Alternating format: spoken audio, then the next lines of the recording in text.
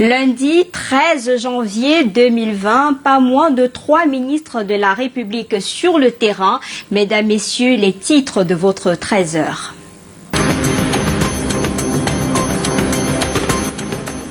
Célestine Ketcha-Cortez à Douala pour s'assurer que les chantiers du CHAN et de la CAN évoluent sans inquiétude. La ministre de l'Habitat et du Développement urbain est à Douala. En dépit des bonnes intentions du gouvernement, le constat observé sur les lieux donne lieu à quelques soucis dans l'avancement des travaux et des infrastructures routières et autres.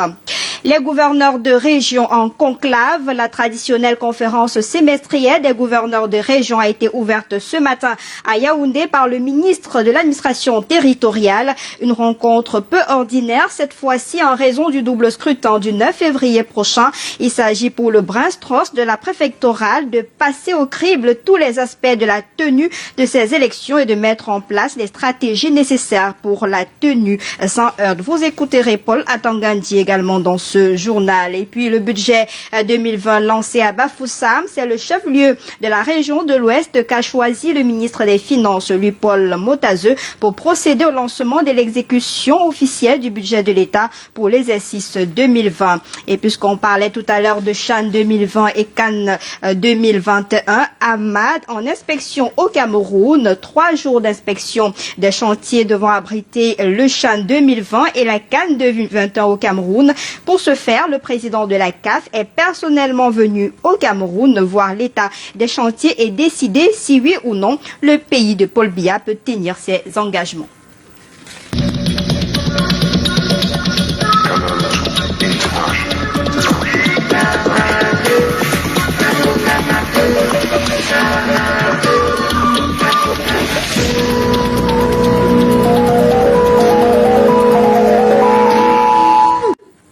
Merci de nous retrouver cette semaine encore pour une édition du journal de la mi-journée. Célestine Ketcha-Cortez est à Douala depuis ce matin. La ministre de l'Habitat et du Développement urbain visite les voies d'accès des infrastructures sportives du championnat d'Afrique des Nations 2020 et de la Coupe d'Afrique des Nations 2021. Le premier constat fait ce matin, les chantiers évoluent au pas de tortue, que ce soit pour l'entretien des voiries, les entrées au stade, rien n'avance sur le terrain. On va immédiatement aller retrouver dans la délégation de Célestine Ketcha-Cortez nos reporters Aimé Moukoko et Thierry Nana. Merci de nous envoyer l'antenne. Nous sommes dans la suite de Madame la ministre de l'Habitat et du Développement urbain, Madame Ketcha-Cortez. Il faut le dire, elle est venue toucher du doigt la réalité sur l'état d'avancement des travaux. Nous sommes sur le site de Japoma, le stade qui doit abriter le CHAN et la Coupe d'Afrique des Nations pour 2021, le CHAN pour cette année 2020. Il faut dire qu'au niveau des boulots d'étranglement qui freinent encore les finitions des différentes voies, eh bien, elle est exigeante sur le travail à faire. Elle demande, n'est-ce pas, que les différents responsables d'entrepreneurs se pressent pour donner dans les plus brefs délais, n'est-ce pas, satisfaction avant même l'arrivée imminente dans quelques heures d'une mission importante de la Confédération africaine de football avec à sa tête Ahmad Ahmad, le président de la CAF. Il faut dire que hormis ce site de Japoma, il est important d'aller sur les autres sites où les chantiers importants de la ville sont avancés du côté de Niala. On fera un tour et naturellement entre l'axe Ndokoti et Sokaver, y compris dans Douala 5. Bref, c'est toute la ville qui sera passée au pain fin par Madame la ministre de l'Habitat et du Développement urbain pour que nous puissions savoir, n'est-ce pas, ce qu'il en est de cette tournée officielle. Aimé Moukoko, Thierry Nana pour Canada International. Merci à vous, messieurs. Mais avant Douala, Célestine Ketcha-Cortez était sur le terrain à Yaoundé. C'était le week-end dernier, précisément à Kolmessing. Et dans les chantiers d'urgence de la ville de Yaoundé, elle a sensibilisé les populations à travailler davantage avec le gouvernement pour le développement de leurs différentes localités. Arnaud Guefak, Francis Gemnak pour le reportage.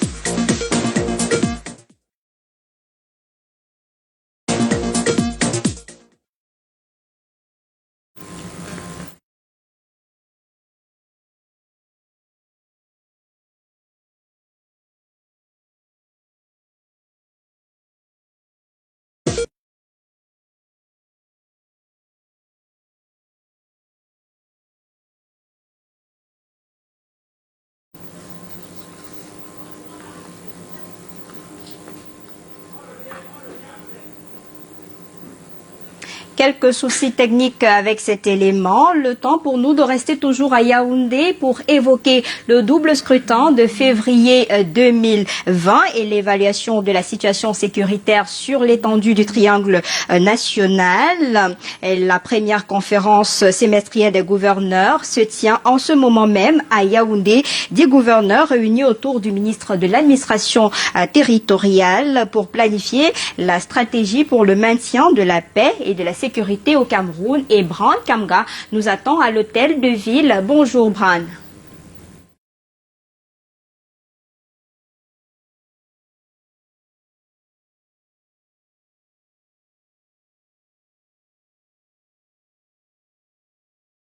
Une caravane de samedi. Les yeux baladeurs du ministre de l'Habitat et du Développement urbain sur quelques chantiers d'urgence de la voirie urbaine de Yaoundé. Point d'ancrage, Colmessin, quartier devenu vedette de par sa situation, enclavé et insalubre. Le ministre y était déjà en 2019, mais les effets ne sont pas encore visibles. Ma descente en Colmessin en 2019 n'était pas pour leur dire que la route commençait demain. Pour faire une route d'importance comme celle-là, c'est une route 2 fois 2 voies, avec un terre-plein central, avec un trottoir de près de 2 mètres, avec des stationnements de taxis et de motos, avec des candélabres. Donc c'est une voie moderne. La promesse tient donc plus encore et toujours. Processus en cours et bien avancé. Nous sommes sur la dernière phase de cette procédure d'indemnisation avec l'attente du décret d'indemnisation. Il y a un temps pour les études, il y a un temps pour que les gens s'harmonisent, il y a un temps pour indemniser, il y a un temps même pour que le marché soit gagné. Les travaux arrivent donc, mais avant, il faut vaincre la poussière. Annonce forte. À partir d'aujourd'hui, on va arroser jusqu'à la construction. Et on vous demande donc de les accompagner. Le camion va arroser, vous avez prévu comment, quel rythme, quelle fréquence? Au moins 2 fois par jour. Au moins 2 fois par jour. Avant Colmessin, le ministre a exploré 4 sites importants, chantiers engagés ou à engager pour le visage et la mobilité urbaine de Yaoundé. Carrefour Lissok Mokolo, Carrefour Kameni, lycée de Biemassi, Carrefour Anguissa, Carrefour Cornier et Hôtel du Plateau. Sensibilisation comme véritable arme du jour. Pour ne pas balayer, il ne faut pas jeter. On balaye parce qu'on jette. Nous avons fait le tour de nombreux tronçons que le chef de l'État nous a instruits. Ministre Célestin Kétia-Cortez, devoir rempli pour une saison des travaux à braver. Une star faite par les populations. Vous avez corrigé de vous-même, c'était là un élément réalisé par Arnaud Guéfac sur la descente du ministre Célestine Kétia-Cortez à Yaoundé avant sa mission de Douala ce matin. Et on va retourner à l'hôtel de ville où se trouve Bran Kamga pour la tenue donc depuis ce matin de la première conférence semestrielle des gouverneurs des 10 régions du Cameroun. Bran Kamga, bonjour.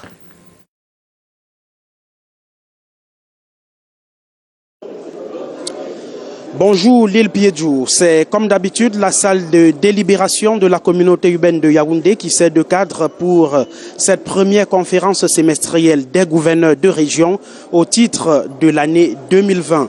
Dans son discours d'ouverture, le ministre de l'administration Paul Atangandi a fixé le cap en parlant bien sûr de la mise au point ou encore des mesures envisagées pour la réussite du double scrutin législatif et municipal du 9 février prochain sur l'ensemble du territoire national. Nous avons tendu notre micro à quelques gouverneurs, notamment celui de la région du Nord-Ouest et celui du Sud-Ouest, où les exactions des ambazoniens se poursuivent. Nous écoutons donc Adolphe Lélé l'Afrique et Bena Okaliabilay. C'est l'occasion ici pour moi d'en appeler aux élites et forces vives, aux responsables politiques, chefs traditionnels, sociétés civiles, dignitaires religieux, mais surtout aux électeurs de participer massivement aux élections pour commencer à mettre en place le statut spécial tel qu'il a été adopté et promulgué par le chef de l'État. L'état des lieux dans la région du Sud-Ouest est au retour à la normale. Les populations qui avaient déserté les localités, leurs villages sont en train de rentrer parce qu'elles ont pris conscience d'un certain nombre de fait. Des exactions qui ont bien sûr des répercussions sur d'autres régions du Cameroun avec des attaques récemment enregistrées dans le département du Noun, c'est dans la région de l'Ouest. Le gouverneur Wafonka Augustine revient bien sûr sur les mesures prises de ce côté-là, ainsi que le gouverneur du littoral qui lui parle des mesures prises pour une meilleure prise en charge et bien sûr l'encadrement des déplacés. Il y a des réunions qui se multiplient, ainsi que les stratégies pour contrecarrer tout ce qui s'est passé dernièrement dans la région et particulièrement dans le département de Noun, dont vous verrez de faire allusion. Aujourd'hui, nous avons des appuis que le MINAT envoie sur le terrain, mais également les familles d'accueil qui se mobilisent pour que nos frères n'aient pas de problème. Ce qui fait que dans le littoral, on n'a pas de camp de regroupement des déplacés. La région du Sud Cameroun n'est pas en reste avec des mouvements d'humeur récemment enregistrés entre les militants du mouvement pour la renaissance du Cameroun et les sympathisants du parti au pouvoir. Et de ce côté-là, le gouverneur Félix Ngele lui également rassure quant aux mesures qui sont prises pour un déroulement du double scrutin du 9 février prochain dans le calme. Je sais qu'il y a eu quelques dissensions, quelques mécontentements à l'issue de cet exercice. Mais je pense qu'en ce moment, il y a des équipes sur le terrain pour essayer de recadrer tout le monde. Voilà donc quelques réactions à propos des mesures prises pour le double scrutin du 9 février prochain. Il faut dire qu'une communication et du secrétaire d'État à la défense chargé de la gendarmerie nationale ainsi que du délégué général à la sûreté nationale ont permis d'édifier les gouverneurs sur les mesures sécuritaires prises à cet effet et bien sûr pour que l'année 2020 se déroule en toute tranquillité. Nous reviendrons bien sûr au 19h50 sur la feuille de route de la préfectorale au Cameroun pour cette année 2020. Depuis l'hôtel de ville de Yaoundé, Bran Kamga, Sèche Alain Ziebou. Merci beaucoup à vous, Bran Kamga. Je reste avec vous d'ailleurs pour prendre cette réaction du ministre Paul Atangandi qui a levé le ton ce matin et menace toutes les personnes qui voudraient boycotter le double scrutin de février 2020. Je vous propose de l'écouter. Malgré les écarts de comportement de certains acteurs politiques qui prennent le boycott du double scrutin du 9 février 2020, l'État respecte leur choix car ils sont libres de participer ou de ne pas participer à une élection. Par contre, ce qui est inacceptable et intolérable, c'est de dire par exemple, je n'irai pas aux élections et je ferai tout pour empêcher les autres Camerounais d'exercer leur droit de vote le jour du scrutin.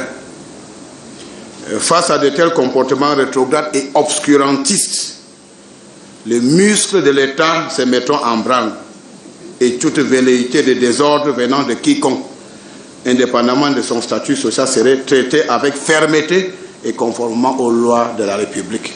Cela doit être clair. Et on reviendra certainement sur cette actualité avec Bran Kamga dans nos prochaines éditions. Mais on reste toujours à Yaoundé où il y a un événement majeur. C'est le colloque national de la fonction publique. Une rencontre initiée par le ministre Joseph Lé de la fonction publique, parrainée par le premier ministre chef du gouvernement, Joseph Dione Goté. Et pour cette édition, le thème modernisation de la fonction publique camerounaise, état des lieux, défis et perspectives sont présents donc à ce colloque. Les fonctionnaires, responsables d'administration, maires, leaders d'opinion, on aura l'occasion de revenir sur cette information. Et un autre ministre sur le terrain, c'est lui, Paul Motazeux, qui est à Bafoussam, dans la région de l'Ouest depuis ce matin. Le ministre des Finances procède en ce moment même, dans la capitale de la région de l'Ouest, au lancement solennel du budget de l'État pour l'exercice 2020. Le budget de l'État est à 4 951,7 milliards de francs CFA contre 5 212 milliards dans la loi de finances rectificative de 2019, soit une baisse de 260,3 milliards de francs CFA. Paul Motazeux va visiter demain les services déconcentrés du ministère des Finances et un entretien est prévu avec son personnel. Et Walter Bertrand suit pour nous cette actualité. Nous y reviendrons certainement. Et dans le registre des faits de société, un incendie a réduit en cendres plusieurs ateliers de menuiserie de Yaoundé. C'était la nuit dernière. Les dégâts matériels sont énormes. Pas de perte en vie humaine, heureusement. Des dégâts importants. Les propriétaires sont encore sous le choc. Je vous propose quelques réactions au micro de Samuel Bonis et Karel Mezatia Choya. Je suis arrivé alors que le feu avait envahi l'atelier. Donc je ne peux pas vous dire comment le feu a commencé. Bon, je suis arrivé à 21h, je suis arrivé presque à 22h. J'ai trouvé que le feu avait appris. Et bon, on m'a appelé hier autour de 21h05. Bon, le temps pour moi de quitter le centre là où je suis pour arriver ici, j'ai trouvé que l'atelier était déjà irrécupérable. Et on ne parvient pas à trouver l'origine, puisque comme c'est l'atelier de menuiserie, quand on rentre, on bloque tout. Donc il n'y a pas question de dire que bon, peut-être c'est la masse ou bien c'est l'électricité ou quoi que ce soit. L'atelier était fermé, il n'y avait rien qui fonctionnait. On est rentré samedi à bon port. Bon, dimanche à autour de 20h30, on nous appelle, on dit seulement que l'atelier a pris feu. Il y a 1000 versions. D'autres disent que le feu a commencé entre l'atelier et la menuiserie. Entre la menuiserie et la maison de derrière. D'autres disent que ça a commencé entre le bistrot et la menuiserie. D'autres disent que ça a commencé à l'intérieur de la menuiserie. Donc il y a 1000 versions, donc je ne peux pas déterminer qu'est-ce qui a occasionné ce feu. Et un autre incendie s'est déclaré cette fois à Garoua dans la région du Nord, au collège bilingue de l'Espoir. La reprise des cours a été difficile très tôt ce matin. 3 salles de classe et les toilettes ravagées par les flammes. L'origine reste encore inconnue. Les dégâts matériels importants. Des précisions avec Monique Naoussi Fosso et Aïssatou Bouba. C'est aux environs de 2h du matin que cet incendie s'est déclaré au collège bilingue d'Espoir de Garoua. Les flammes ont atteint 3 salles de classe. Elles ont emporté tout sur leur passage. Des actes de naissance, des dossiers pour les examens et de l'argent. Un premier bilan est dressé. Pratiquement 2h du matin, mon téléphone a sonné. Et là, c'est le gardien qui m'appelle pour me dire qu'il y a l'incendie. Je suis allé directement chez les sapeurs. Nous sommes venus ici ensemble. N'eût été l'intervention des soldats du feu, les flammes se seraient propagées dans le reste de l'établissement. Et s'il n'y a aucune perte en vies humaines, des dommages matériels sont tout aussi importants. Une situation délicate pour les responsables de ce collège. Tout est consumé comme vous l'avez vu, et les actes de naissance et les relevés des notes des examens du probatoire et les fiches d'inscription aux examens, vague pénalité 2000. Moi, c'était d'abord le souci de voir ces enfants qui devraient être là le lundi matin, comme tous les autres, à l'école, et qui doivent se rendre compte que les salles de classe ont pris feu.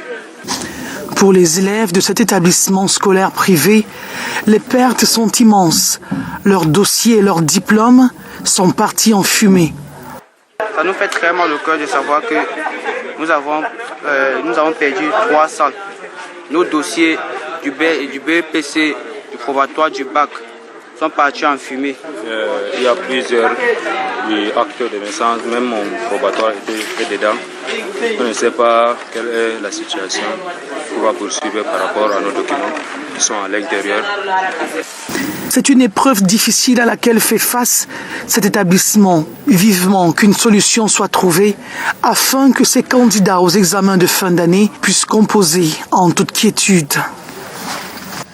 Et c'est le deuxième incendie qui se déclare ainsi en ce début de rentrée du deuxième trimestre dans la région du Nord, Cameroun.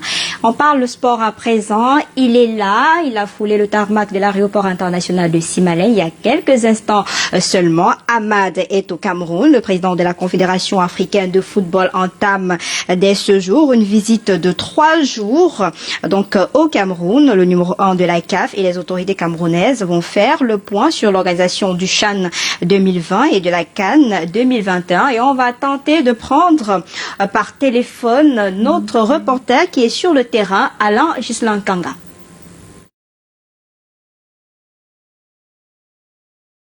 président de la Confédération africaine de football est déjà en terre camerounaise.